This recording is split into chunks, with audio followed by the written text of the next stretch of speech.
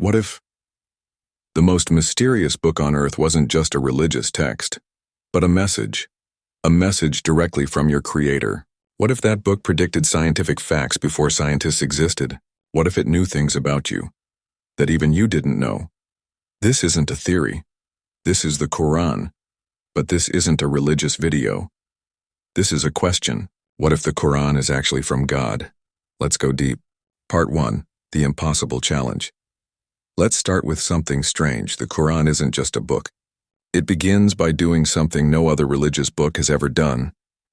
It challenges you, not to follow, not to believe, but to disprove it. And if you are in doubt about what we have revealed to our servant, then produce a chapter like it. Quran 2:23. That's right. This book, written 1400 years ago in the middle of the desert, during a time when literacy was rare, challenges the entire world to write even one chapter like it. Poets tried. Scholars tried. Enemies tried.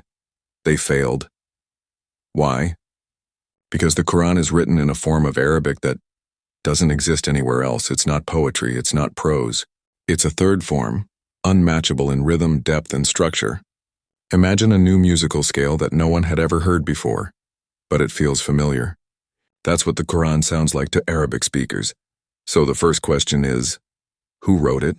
Part 2. Scientific miracles before science existed. Okay, let's go deeper. We're in the 7th century. No microscopes, no telescopes, no labs. Now listen carefully. 1. The human embryo. The Quran says, "We created the human from a drop of sperm, then from a clinging substance, and then from a lump." Quran 23:12-14. Modern embryology shows this exact sequence. In fact, the word alaka means a leech-like substance, and when scientists saw a 24-day-old embryo under a microscope, it looked exactly like a leech. How could a man in the desert know this? 2.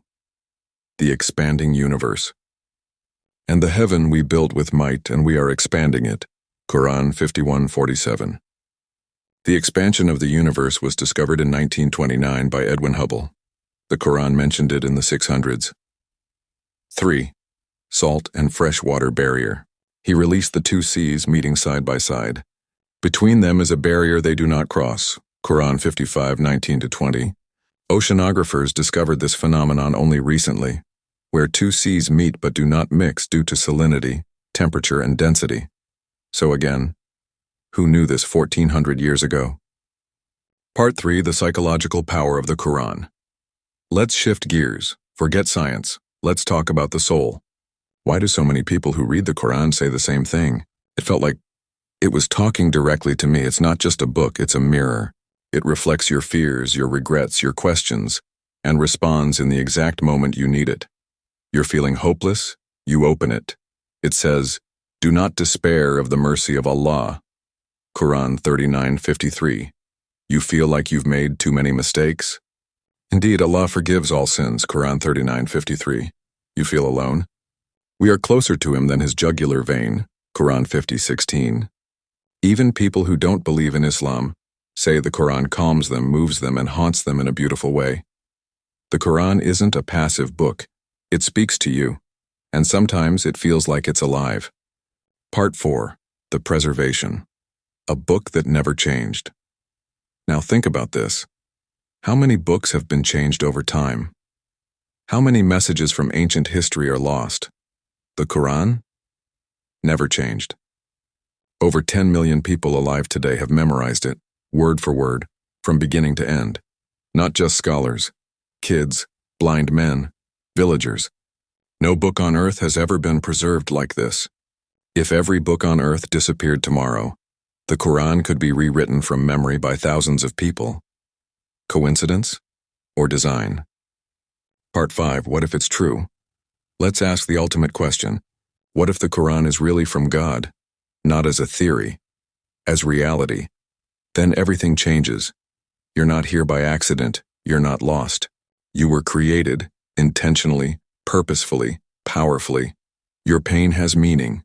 Your existence has value. Your soul has a path. And that path is laid out in the Quran. But here's the thing. You don't have to believe it blindly. The Quran invites you to read, reflect, and reason. It welcomes your doubts.